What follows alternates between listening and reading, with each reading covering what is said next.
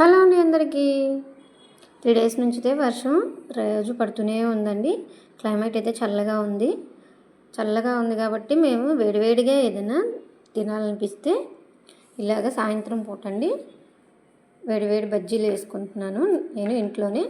ముందుగా ఒక బౌల్ తీసుకొని 3 టేబుల్ స్పూన్ శనగపిండి, 2 టేబుల్ స్పూన్ బియ్యపిండి, 1 టేబుల్ స్పూన్ కారం, 1/2 టేబుల్ స్పూన్ పసుపు, ఉప్పు వేసుకొని కొంచెం వాటర్ పోసుకొని ఇలా కలపెట్టుకొని పక్కన పెట్టుకొని ఉంచుకున్నాను.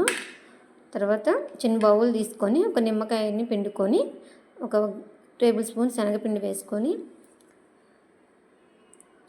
వాము ఇలాగ చేత్తో ఇలా అనుకొని ఇలా వేసుకొని వీటిని ఇలాగ కలిపెట్టుకొని పక్కన పెట్టుకొని ఉంచుకున్నాను. ఇంట్లో ఉన్న మిరపకాయలతోనే చేస్తున్నానండి నేనైతే. మిరపకాయని ఇలాగా మధ్యగా ఘాటు పెట్టుకొని ఆ మధ్య ఘాటులో ఇలాగ నిమ్మకాయతో పిండుకున్న దీన్ని లోపల పెట్టేసుకొని ఈ శనగపిండిలో ఇలా ముంచుకొని ముందుగా కాగించుకొని పెట్టుకున్న ఆయిల్లో ఇలా వేసుకొని లో ఫ్లేమ్లో పెట్టుకొని తిప్పుకుంటూ ఉండాలండి.